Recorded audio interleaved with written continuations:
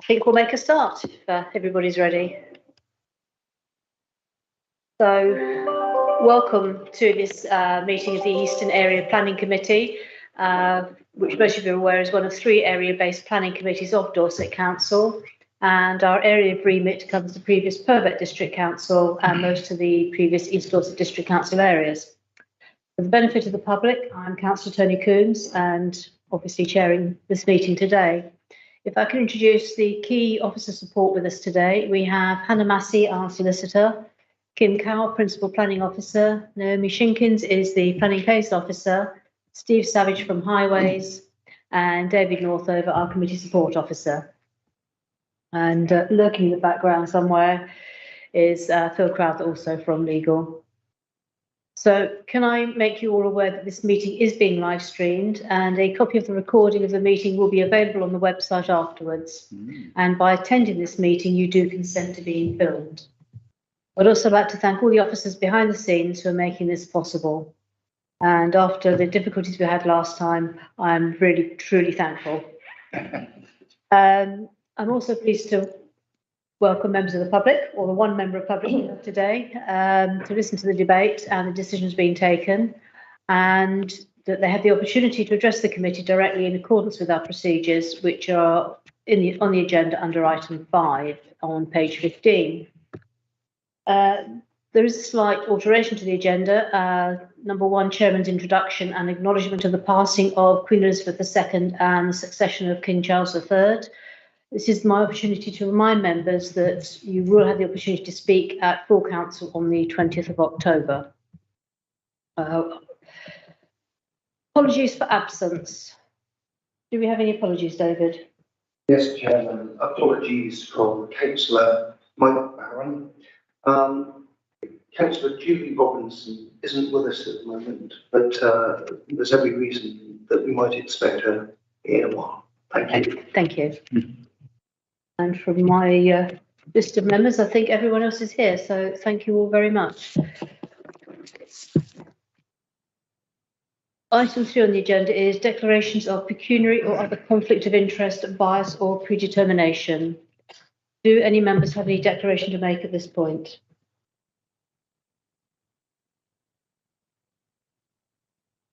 Item 4 are the minutes. You will have received updated minutes of the meeting held on the 7th of September, which have been circulated in advance and are also published on the website.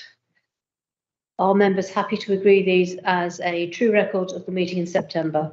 And that's the revised minutes that have been circulated rather than those that were initially sent out with the agenda. Lovely. I'll do that at the end of the meeting. Thank you. So moving on to public participation, I need to remind members of the public that this is a meeting held in public and not a public meeting.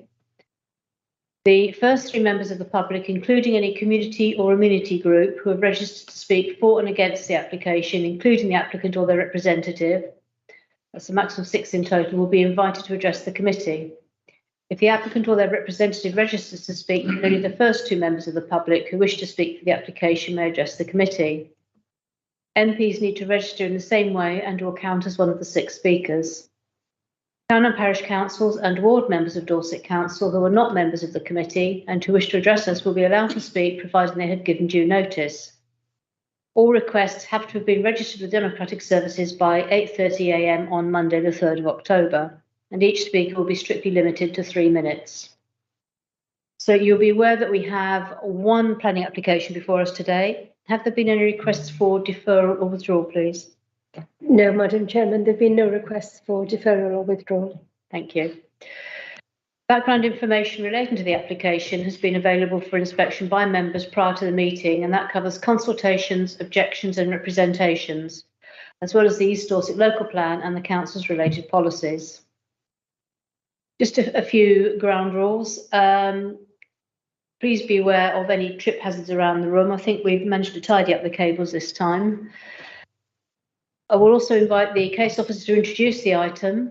Members of the public, planning agents, applicants, town and parish councils who have registered to speak will be allowed to address the committee, and then we will allow a local member, but both the local members are actually members of the committee. Following the public participation section on every item. I will ask the officers if there are any salient points that they wish to clarify. I will then open up the floor to members for questions and debate. In order to run the meeting smoothly, may I request that members of the committee do direct any remarks through myself, and I will invite members to speak in turn. Just a reminder as well, can you please keep your Teams microphones on mute and ensure that your device volume is set to 0 to maintain audio quality, because using the room mics we get feedback. And also the room mics are working this time, so please can you use them.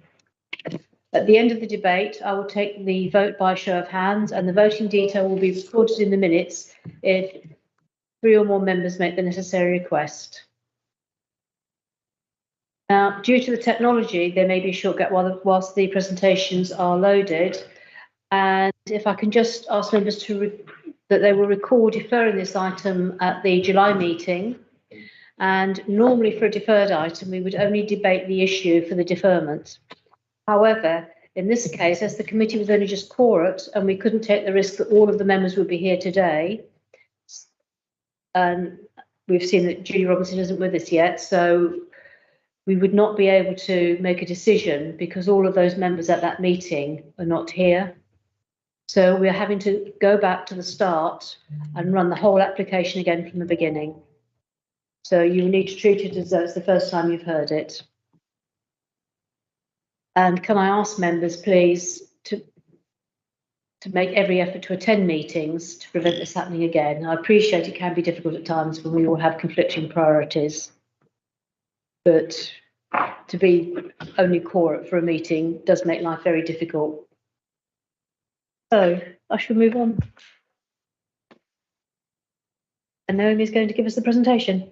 Thank you, Madam Chair. Good morning, members. So this is a planning application for Wimborne Market, which for the variation of conditions 2, 3, 4, 6, 9 and 19 of the original planning application.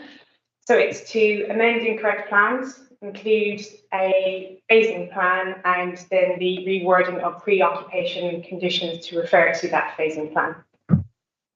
So the application has been called to committee as required by the Dorset Council Scheme of Delegation, where the original decision was a committee decision.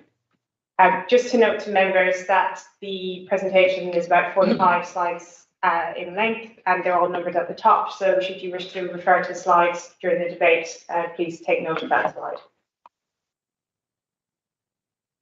So by way of update, just to advise, we did receive an updated construction traffic management plan, which was submitted on yesterday, I believe, and added to the website, which includes updated parking details in paragraphs, I think 2.5 to 2.7, and provides the correct drawing to the appendix, one of the appendices, and also an updated construction method statement to include Appendix 1. So as mentioned by the chair, the application was presented at committee in July 2022, and it was deferred for the following reasons. The first one being the implications of the proposed phasing plan, and the second one being a lack of construction management plan details. Further to this, additional information has been submitted since that July committee, and this includes the updated construction traffic management plan and method statement. That is for the discharge of condition 5 of the original application, and also a legal opinion relating to whether or not constructing traffic routes could be refused. The officer report has been updated in line with this information as set out in the beginning of the officer report. So as mentioned by the chair, I'm going to go through the whole presentation again. So the location and context, this shows the location within the wider committee area. This slide shows the application site in relation to Wimborne Town Centre, where it is to the southeast, and it's approximately a 15-minute walk. This slide shows the extent of the application site, which is the market site, and we can see the previous market structures and the car parking within the site as well.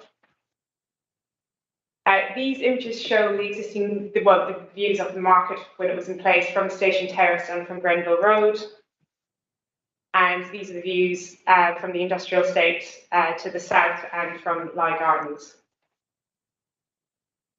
So the application site itself, as mentioned, it was the former market site, and the site is generally flat and extends to about 2 hectares.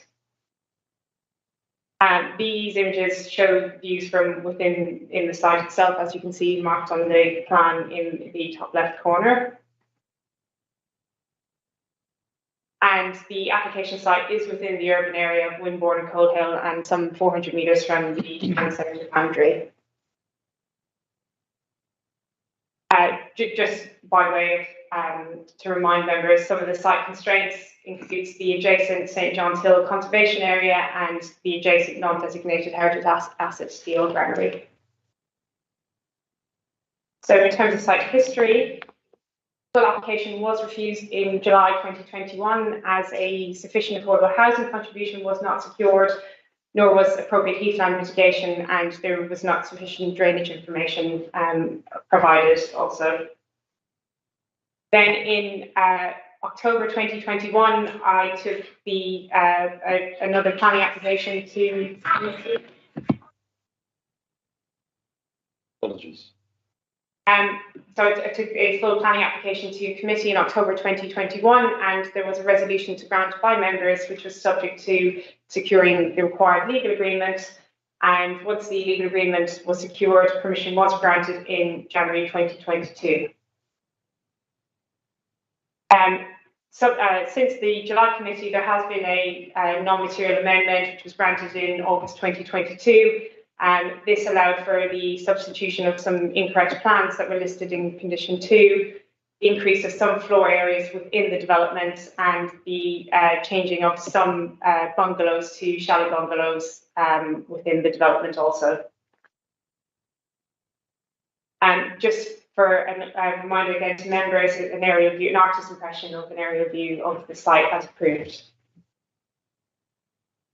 And again, also as a reminder, the approved elevations and street scenes that we can see from the section through the site, and then the station terrace frontage. And in terms of the accommodation to be provided, there will be 67 age-restricted apartments, 22 age-restricted bungalows, and 10 age-restricted chalet bungalows, 9 of the market houses, and a wellness centre provided on site. So in terms of this application, which is to, the proposal is to vary some of the conditions of the original application.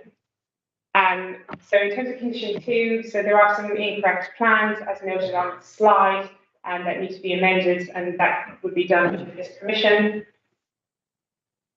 It's also proposed to introduce this phasing plan for the occupation of the development, which is also how the development would be constructed, and it would be added to the approved drawing list if approved by members today.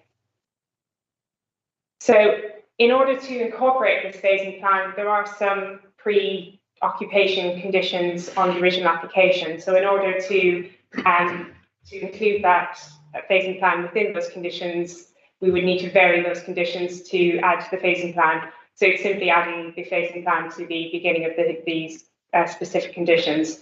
So condition 3 is in relation to access, which was a highways requirement of the original application. Condition 4 is related to parking and turning and ensuring they're provided and maintained as approved. Condition 6 is securing the biodiversity plan, which was approved by the Natural Environment team under the original application and secured by condition. Condition 9 would be to allow the landscaping to be implemented in phases. And condition 19 is the requirement for an acoustic fence, which I will discuss in more detail later in terms of phases 1 and phase 2. So in terms of local representations, the application was advertised by site notice in April, and site notices were displayed on Grenville Road, Station Road, and at the entrance adjacent to the industrial estate. And additional notices were also erected on Lye Gardens and Days Court Road in May 2022. So no representations were received from neighbours. In terms of consultee responses, the Town Council has raised concerns that pre-occupation conditions would be amended, and they were imposed on the original application for a reason. And in terms of other consultees, no objection has been raised by the Conservation Officer, the Natural Environment Team, the Highways Team, or the Environmental Health Team. Also to note, a representation was also received by the Town Council from a neighbour who did raise concerns regarding the proposed phasing and the potential impact this would have in terms of construction traffic. So just a reminder to members, again, this application was presented in July 2022, and the reasons for a deferral being the implications of the proposed phasing plan and the lack of the construction management plan details as a result of the potential implications.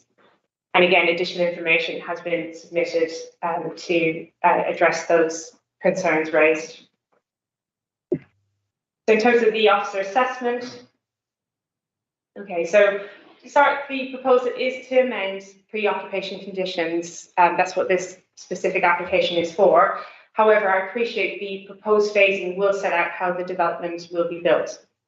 So members are reminded that construction management, including vehicular access, is controlled by Condition 5 of the original permission, which is not under consideration today. Construction safety, it's also to note that construction safety is managed under a separate legislation, and this is the Construction Design and Management Regulations 2015. So the initial construction will involve laying out all of the estate roads. So as we can see in green, the estate roads located within, that would be set out within phase 1, and also the estate roads located here. And access points, as well as the foundations for the entire scheme, and therefore, in practice, that would all be done as part of phase 1. The proposed phasing is more the sequence of how the phases would be finished, hence the reason for this submission requesting that pre-occupation conditions be amended. I don't know what that is, Kim. Is that showing? I don't think it's not on the main screen. Apologies, there's something showing on the chair screen. I'll ask them to Carry on. Is that okay? Yeah. Okay. So once the foundations go in, the construction of phases 1 to 3, which would be phase 3 up to the first floor slab of the apartment block, is simultaneously underway. It will not be practical or possible to drive through the site to phases 4 and 5, which will need to be accessed from Grenville Road to be finished off. So in terms of what's to be constructed from Grenville Road, this comprises the construction of the 9 open market houses and the 7 bungalows here, and also the wellness centre, and the continuation of the apartment block from approximately first floor slab and above. I put the question to the applicant, and they've noted it's not possible to complete the apartment block phase 3 at the end of the build programme, because part of the offer to the incoming residents are some of the facilities within the apartment block, and the intention is to occupy the development in phases. So in terms of the layout for construction, this is as presented in the construction management information that's been submitted. As we can see, there will be parking provided on site for as long as practically possible. We have got material storage areas within the sites, loading and unloading areas, and later in the construction process, sales areas will be located towards the station terrace entrance with parking provided there. It's also welfare facilities provided on site, such as canteen and toilet facilities for construction staff. So in terms of the routes, the vehicle routing information is required to be submitted as part of Condition 5, and that will be discharged under this condition. This slide shows the proposed routing for the phases. So route 1 is for phases 1 to 3, and that's phase 3 being the apartment block up to approximately first floor level. where the access would be from the industrial estate, which would come from via Lye Road down the avenue and through the industrial estate. For phase 2, which would be the remaining phases, the traffic would come down Lye Road and down Grenville Road and directly into the site. So in terms of the phase 1 entry and exit to the site, as mentioned on the previous slide, they would come down Lye Road, down the avenue and into the site via the industrial estate. And to exit, they would come via the industrial estate and down Station Road and onto Pool Road. And for phase 2, construction traffic would be entry and exit via Grenville Road. Sorry, for route 2, not phase 2. So other matters which included in the construction management information submitted includes a just-in-time allocated delivery slots to reduce the impact on the surrounding road networks, delivery schedules provided, the vehicle and turning provided within the site, restricted working hours as conditioned by the original application, wheel washing facilities on site, the use of banksmen for movements to and from the site, and regular inspections of safety, hoarding, scaffolding and signs, and also consultation with local residents. So the Dorset Council Highways team has reviewed the construction traffic management plan and the other construction information submitted, and they've raised no objection to the proposed.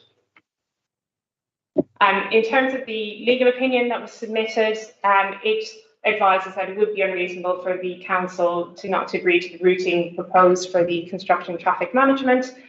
And the legal opinion notes that there is no basis on which the council could properly conclude that the routing would have any material adverse impact on the highways network. And it reminds us that paragraph 111 of the NPPF states that development should only be prevented or refused on highways grounds if there would be an unacceptable impact on highway safety. So this legal opinion provided by the applicant has been reviewed by the Dorset Council legal team, and they have advised they agree where the access points have already been established via the original permission, that if there has been no change in the proposals or the Highways Authority's stance, that a refusal would not be justified. So again, while this planning application is to vary the pre-occupation conditions set out in the description and the officer report, and not to agree the proposed construction traffic management, concerns raised in relation to the impact of the proposed Phasing Act Committee in July 2022 are acknowledged. As advised at the July Committee, construction management is governed under the Construction Design and Management Regulations 2015, and this does include traffic routes and highway safety. So based on the additional information submitted, the continued lack of objection from the Highways team and the legal advice received, the proposed is considered acceptable. Therefore, you will have seen in the officer report that the conclusion and the recommendation remain unchanged as presented previously in July. Just to go through the other key planning issues, as you can see from the table on your screen, there's no changes to the proposed design, and therefore there's no changes to the proposed design, and therefore the key planning issues are acceptable. In terms of the revised plans for condition 2, the condition 2, so previously incorrect plans would be amended as noted on the screen, and does not materially change the condition. Conditions 3 and 4 in terms of highways and parking. As a reminder to members, the approved access is showing on the screen via Grenville Road and a secondary access from Station Terrace. And this table shows the approved access and which parts of the development would be using those access points. And in terms of condition 3, it would be amended as highlighted in bold, which, as I noted previously, would just be adding the phasing plan. And condition 4 would be amended in a similar way. So changes to both conditions only allow for the development to be built and occupied in phases, and it does not materially change the condition or the approved layout and design. And the Dorset Council Highways team have raised no objection to the variation of these conditions. In terms of biodiversity for condition 6, this shows the net approved biodiversity mitigation enhancement plan. The changes to the condition only allow the development to be built in occupied phases and doesn't materially change the biodiversity plan, and the Dorset Natural Environment team have raised no objection to the proposed. In terms of condition 9, the landscaping, this shows the approved landscaping plan and the details of which have been conditioned separately. Condition 9 is for the implementation of landscaping, and the variation would only allow it to be implemented in phases and does not materially change the approved landscape design. Condition 19, in terms of impact on amenity, so the acoustic fence is required along the boundary to the industrial estate as secured by condition 19. The changes to the condition only allow the development again to be built in and occupied in phases, and this condition is set out to secure the acoustic fence prior to the occupation of phases 1 and 2. So other planning matters, again, you'll see from the table, there's no changes to the approved design, so other planning matters considered under the previously approved application remain unchanged and are still acceptable. So in terms of conditions, I won't read these out, but again, it's just amending the conditions as required as set out in the presentation to you today. So that is conditions 2, 3 and 4, 6, 9 and 19. So in summary, as previously mentioned, the officer recommendation is for approval of where the principle of development is acceptable, the design of the proposed is acceptable, landscaping, impact on neighbouring amenity, layout of parking arrangements and impact on biodiversity are all considered to be acceptable. So again, in terms of the recommendation, it's to grant subject to the completion of a legal agreement, which would allow for the provision to include the variation of condition application, or if this legal agreement wasn't secured within a certain period and without extending the time as agreed with the head of planning, it would be refused. And that is the end of the presentation. Thank you very much. Thank you very much, Naomi. We have one public speaker this morning, and that's Councillor Bill Richmond from Wimborne Town Council. Good morning. Would you like to come to the small table?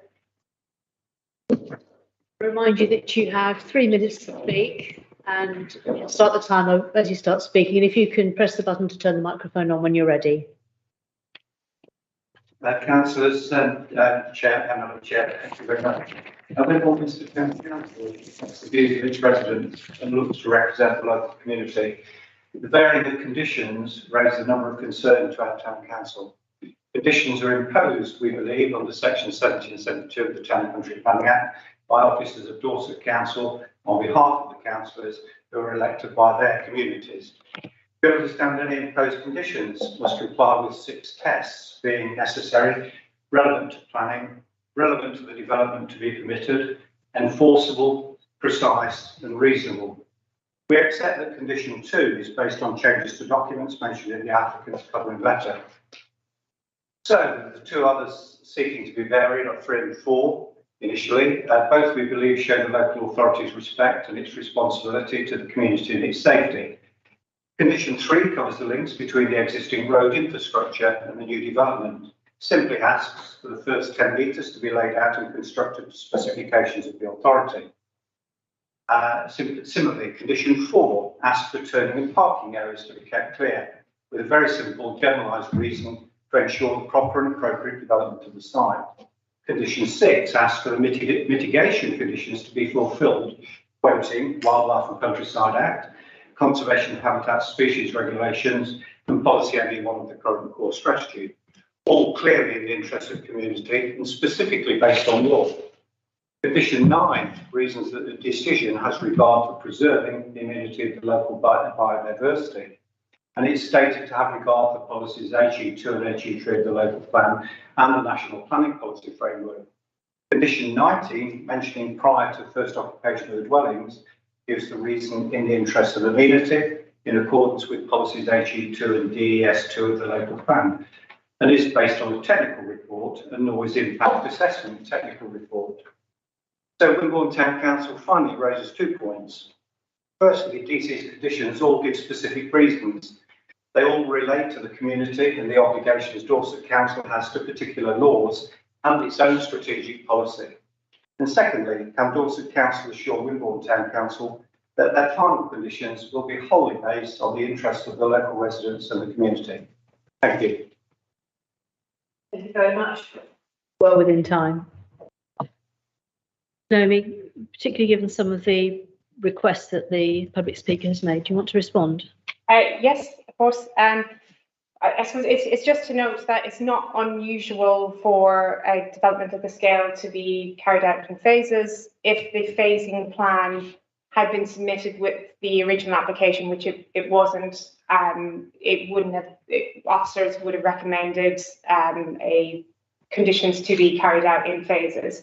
So it's not unusual for development of this scale.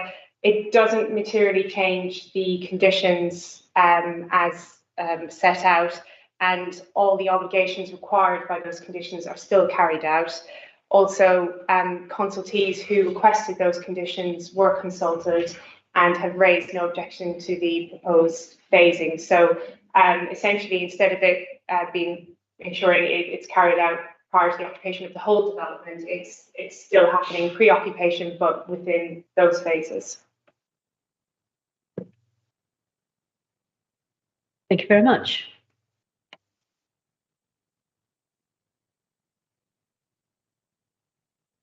I'm now moving over to members. We're looking for a speaker. Councillor Cook, sorry. Quite small point. But condition 19, the acoustic fence, the original condition was that prior to first occupation, the fence must be built. And the change is prior to first occupation in each phase. But as I understand it, the fence needs to be built first anyway. It's got to be built before any house is occupied. So I'm assuming that's the complete fence. If that's the case, then there's no need to change 19. It's, as it was perfectly accurate. I think it's an assurance that the acoustic fence is specifically for phases 1 and 2. Conditions do need to be accurate, and it just provides accuracy. I don't think it changes. I think there's no harm in adding the phasing plan. I see your point, but it's specifically for phases 1 and 2, so hence we've specified that. Do you wish to come back? I take that, but the original is unambiguous. It's before any occupation, build the fence.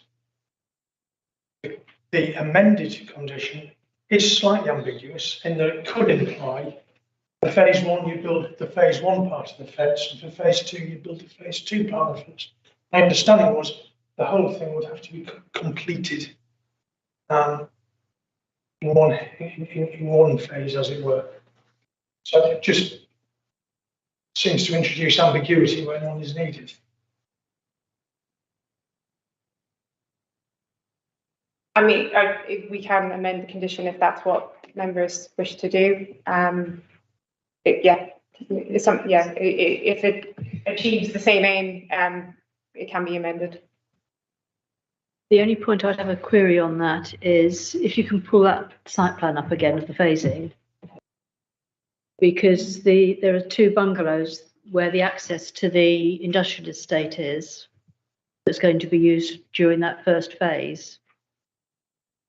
Yeah. Then that part of the acoustic fence cannot be built at that time because they need that area for access. It's an occupation. It's occupation, that's fine. Okay. I believe that there's no issue in changing the condition. No, I don't think that's it. It's a small point, but it's just the introduction of a potential ambiguity that bothered me a little bit. And regarding to Chair's committee, it is occupation, not construction. So I think that should be fine. But I'm not going to die on a hill about this. It just we're giving you the opportunity. Would you like to amend or put forward a proposal, I should say, because we don't have a proposal yet, to say that condition 19 should be before first occupation? that makes more sense to me. So yes, I would.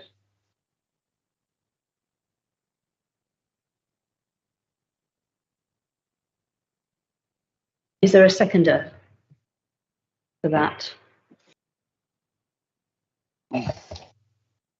Cromworth? Yeah. Do you wish to speak on condition 19?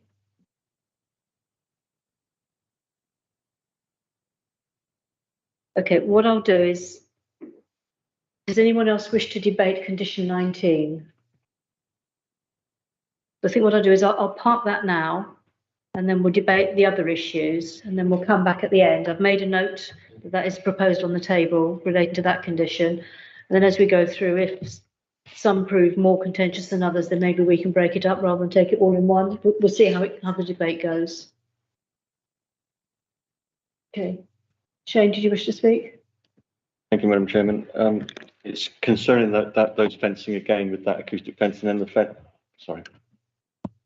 concerning the acoustic fencing and the fencing around the area of Fly Gardens. So can I just have an assurance that there is no pedestrian access? There's going to be no gate put in along that entire fencing. It goes from phase 4 all the way around to phase 2, the entire length of it. Sorry, I'm struggling to hear you, Councillor Bartlett. I just have an assurance that from phase 4 all the way through to phase 2, that fencing around the curtilage of the development area, that there is no access, pedestrian access, there's going to be no gates put in there. So the landscaping, including the boundary treatments, have been conditioned. So I'm just talking about during the construction phase. yes, so if I get up the construction plan,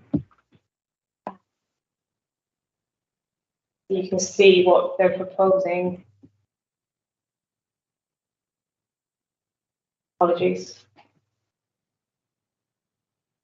So, sorry, I haven't shown the full extent, but the only access points to the site will be via the industrial estate and via Grenville Road. There's no proposals for pedestrian access elsewhere. No. Yeah, thank you.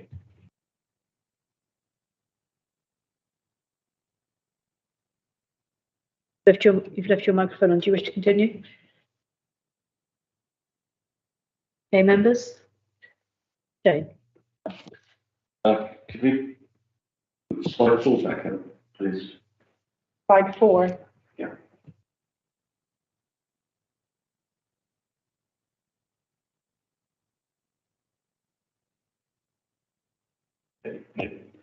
You've said in this that we're supposedly not allowed to return back to the access onto the sites, the construction routes. Do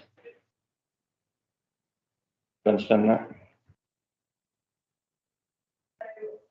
It's into the site. The access points into the site. With the access points into the site. Use your microphone.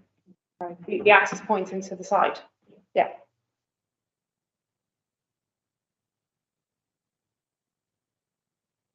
Is it going back to what has already been agreed in the consent that was given in January? And these are non-material amendments that we are debating today. But my issue still remains over the phasing of the development site, which if you can bring up 17.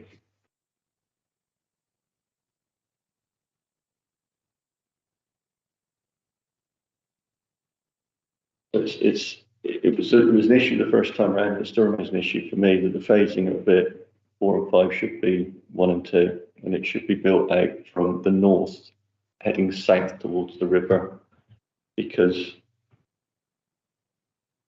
the minute that the phase 2 is completed and the bungalows are built, stopping the access out onto the industrial estate, then that means all the exiting traffic, all the traffic is going to use Grenville Road. And then we're in a situation where the construction traffic isn't taking the quickest route of town, which it would be if we were still using the exit out through the industrial estate onto Station Road and out over the bridge, up Oakley Hill and back out onto the Wimbledon bypass. And I've still got trouble over this phasing. I still can't accept this phasing the way it is. And I've yet to hear a reasonable argument as to why that phasing can't be changed.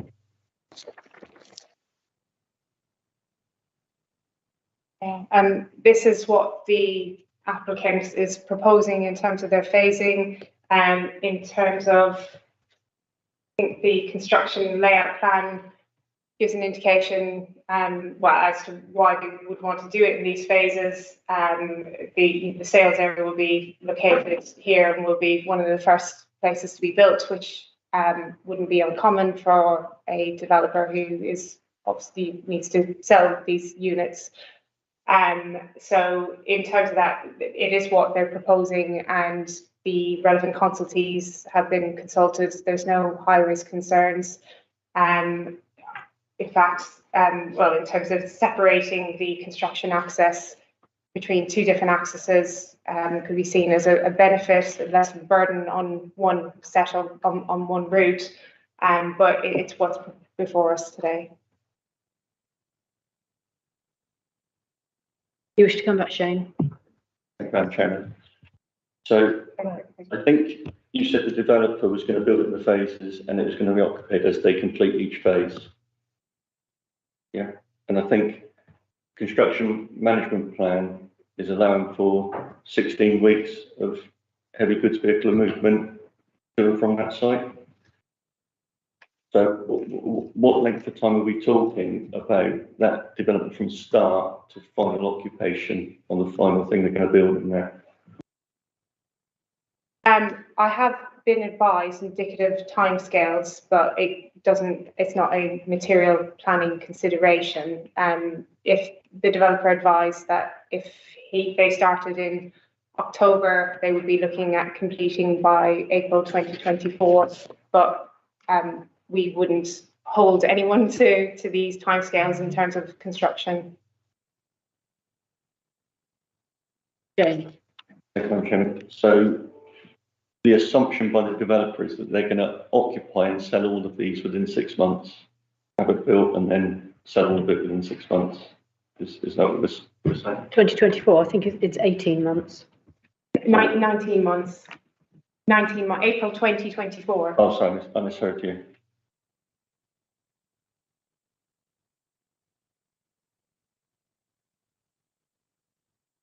I'll leave it for another member of the committee, Madam Chairman. I've got other questions later. I'll still bring your questions forward now, Shane. I don't want to keep batting backwards and forwards, so the floor is yours to say what you need to say. I think I've made it clear my views on the phasing. I'm still not convinced by the phasing of it. But also ask if Grenville Road is going to take an abnormal amount of heavy goods vehicle traffic. And we've had a similar situation on another development within Wimborne where there's extreme degradation of the road surface that had to be replaced. Can I just ask, if Grenville Road is in a similar situation, who picks up the cost for resurfacing that? Is that the developer? Is that being sorted out in the 106 agreement, or is that going to be a burden to Dorset Council? I'll ask Steve Savish from Highways to respond to that one. Well, an answer that council, it shouldn't be a burden upon the council to repair the roads which have been damaged by the developer. So if it's proven that they have caused damage to the surfacing, for example, then yes, it'd be incumbent upon them to repair it. As part of the construction traffic management plan, they've indicated they're going to be carrying out regular surveys with our community highway officers to inspect the road network utilised by the construction traffic. So we would be very confident that we'd be picking up any necessary remedial measures. So the simple answer is it wouldn't be the public purse which would be funding any repairs, it would be the developer. Cameron? Thank you. In terms of the building out of the site, could I ask what provision there has been for the workers, for carpenters, plasterers, plumbers, such like electricians, where they're going to be parking? this is the old railway part of the town. There's virtually no on-street parking within this part of the town. And there is, the residents who live there have very little off-street parking, which is one of the reasons why I asked whether there was going to be any footpath through the fencing around the perimeter of the property so that they weren't able to park in neighbouring estates and what have you, and getting access into the site. So I'd like to know where those cars are going to park, how it's been going to be accommodated, whether it can be conditioned. And I would also say that there is a car park, a small car park that accommodates second Wimbledon Scouts, I think it is, and dream boats, which is a tourist destination, which is in the ownership of Dorset Council. And I wonder whether that can be conditioned that that car park cannot be used by any of the workers on this development. Then I'll come back on the officer's answer. There's a problem with the screen. It's showing fine on mine, and I would show you on-site parking. Sorry, I'm just trying to resolve this.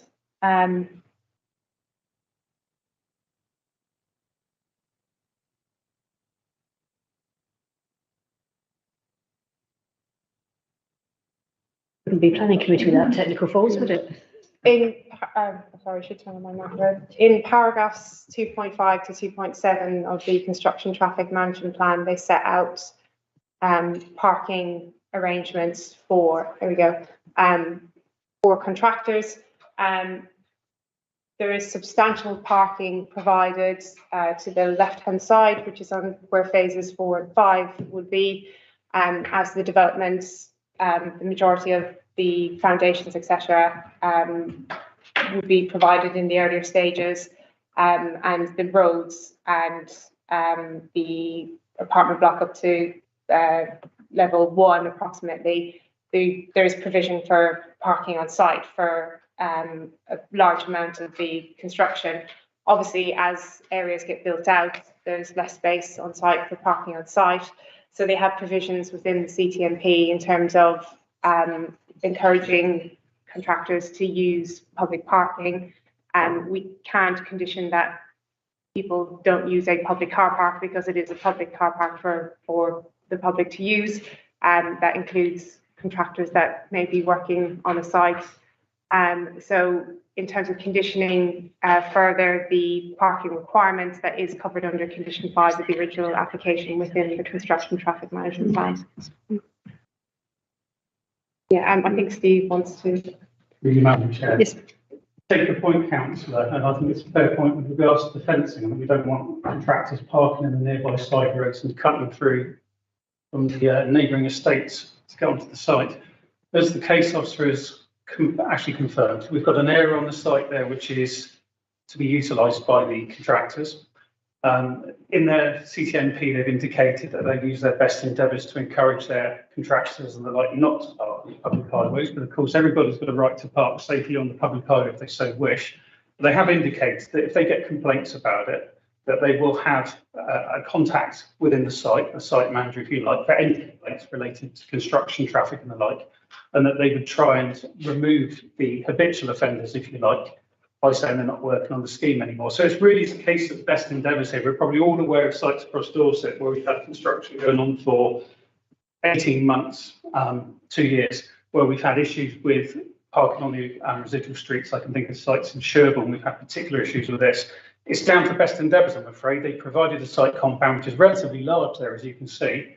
They've indicated that they're going to try and encourage their contractors and like not to park on the adjoining highways, and that's as far as we can go with this. So I can't give you any more assurance than the fact that they've thought about it. We've asked them to consider it. They're saying there's plenty of public car parking available in the vicinity of the site and Wimborne itself. The reality is that people would tend to park where they're told to park by the developer themselves, and best endeavours to ensure they're not parking and obstructing available parking for residents for people in Wimborne. So it really does come down to that. It's the best that we can achieve within this construction traffic management plan. Thank you, Chair. Your next point? It's to highlight to officers that there is no public car parking in close vicinity. It's just one that exists, which is why I would like to condition about none of these use the Scout and Dreamboat car park, which is Dorset Council owned car park. And I'd like that conditioned if possible.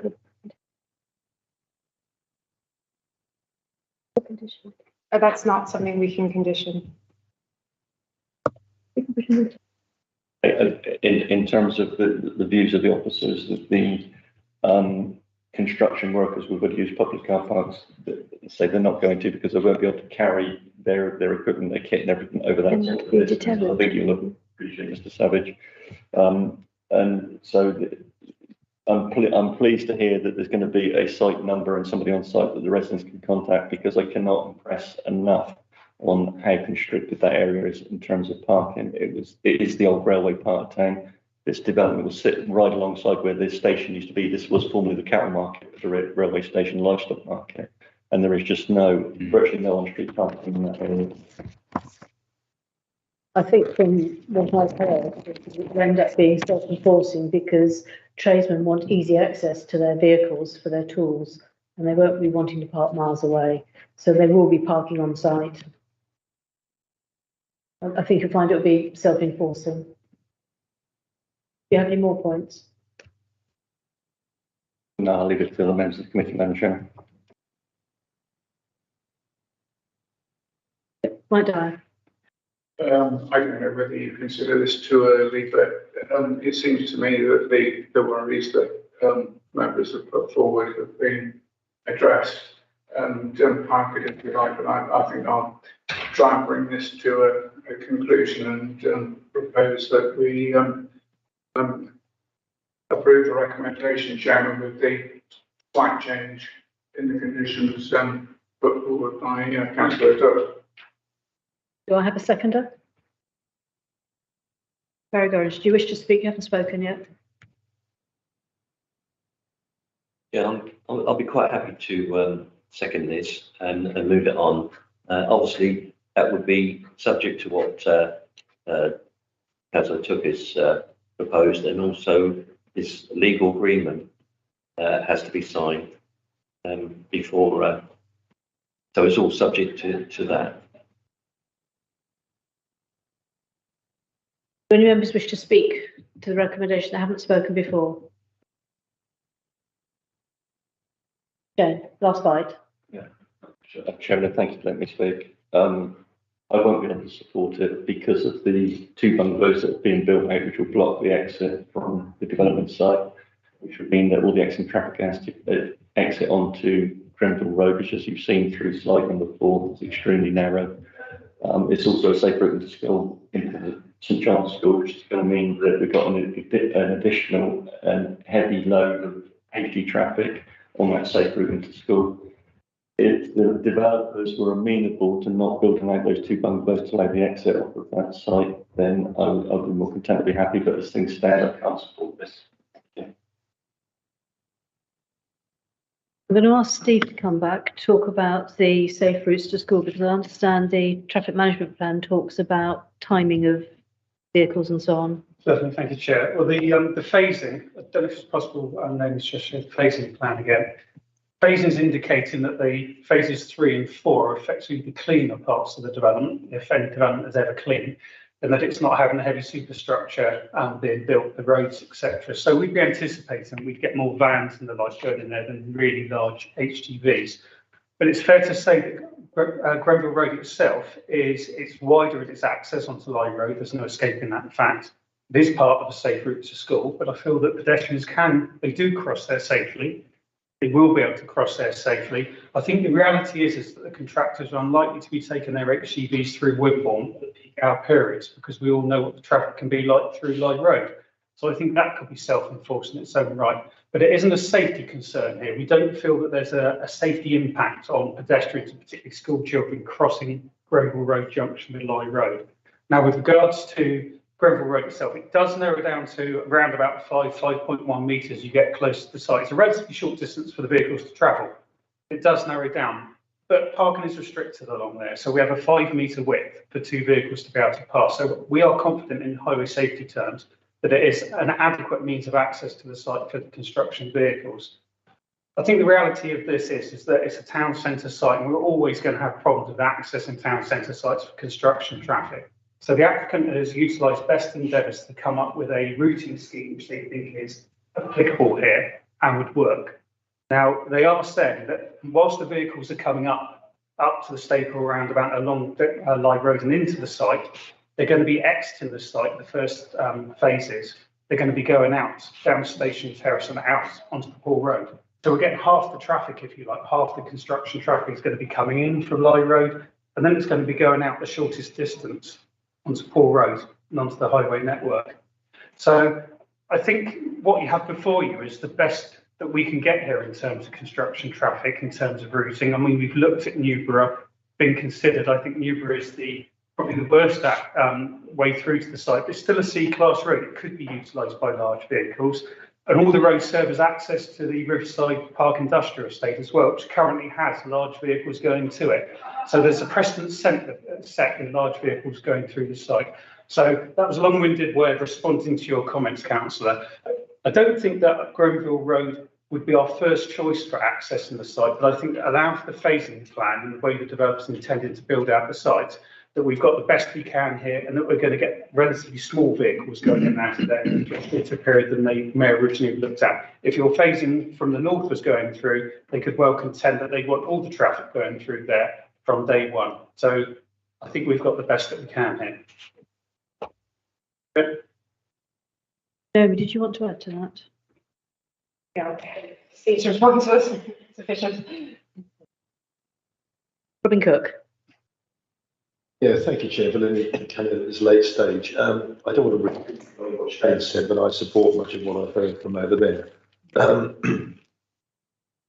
Our main concern, if I remember from the previous meeting and still coming out this morning, is really the traffic management as opposed to the phasing. There is a degree of unhappiness about the phasing, but I think it's the traffic management.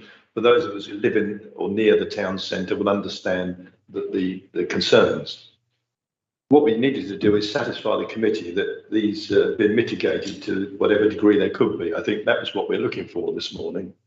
I'm still not sure if I can address through you, Chairman, to Steve, when he said about the shortest route out, which is via Station Road and over Camper Bridge. I can understand that down to the Murley roundabout. And he did say then it would be suitable to come in via Newborough. I would have thought, I'm not a highway engineer, but I would have thought that's the obvious place to come in from Murley roundabout, the reverse way, to avoid Lye Road and the traffic lights and Avenue Road, which actually, if you look at Avenue Road, it's not of historical interest, but it's a particularly attractive road anyway in its own right. And to have the thought of, how many months did we say? 9-10 months possibly of heavy goods traffic trundling down there doesn't appeal to me. I still don't see why Newborough can't be used as access, and it would avoid traffic lights, etc., and exacerbating hold-ups. That's really where I need convincing. Otherwise, I don't think I can support it. You won't like me having to remind you that we can only deal with what is in front of us, and we cannot redesign schemes on the hoof. That is not our place. Yeah, thank you, We either have to accept or reject what's before us. Thank you, Chairman. Valid planning reasons. That was one of the concerns. I understand where you're coming from. David Todd. Really just an observation on your last comment. NPPF does stress good design. And my assumption would be that good design would also include the ancillaries around the actual development itself, such as the construction management plans, and that local planning authorities can reject things on grounds of bad design, because that's part of it. Really observation that may require a comment. I believe there is a comment. Thank you. Members, you've already approved the scheme on its design in its entirety. With regard to transport, section 9 of the NPPF, as Naomi touched on in her presentation, deals with aspects of promoting sustainable transport. And in from 110 onwards, it gives guidance on considering development proposals And just to reiterate the points that Naomi set out in her presentation, development should only be prevented or refused on highway grounds if there would be an unacceptable impact on highway safety, and that has to be demonstrated. That tailpiece is mine, not what the MPFPS says. And it continues to say, or the residual cumulative impacts on the road network would be severe. We've heard from the highway engineers today that that is not the conclusion they've reached, and their advice to the planning officer is that this scheme is acceptable and that those residual cumulative impacts on the road network being severe haven't been demonstrated. And the application before you is considered acceptable by officers for the reasons set out. Thank you.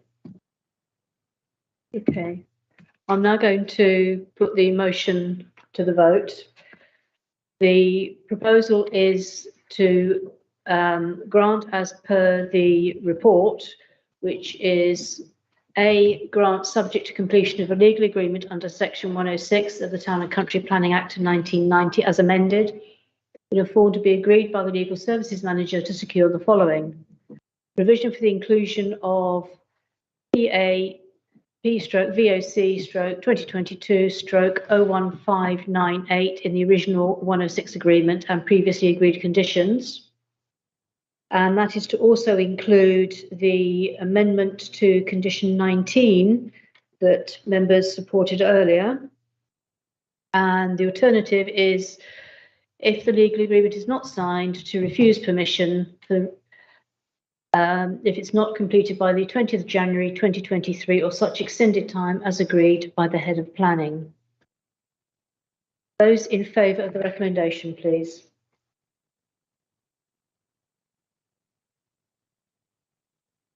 2, 3, 4, 5. 5, 4, and those against? 2. Yeah, so that's 5, 4, and 4 against. Therefore, the motion is carried and the planning application is granted. Thank you. So, moving back to the main agenda, we have no more items for discussion this morning. We have no urgent items and no exempt business. So at 11:02, thank you all very much. See you next month. Thank you, Chair, as always.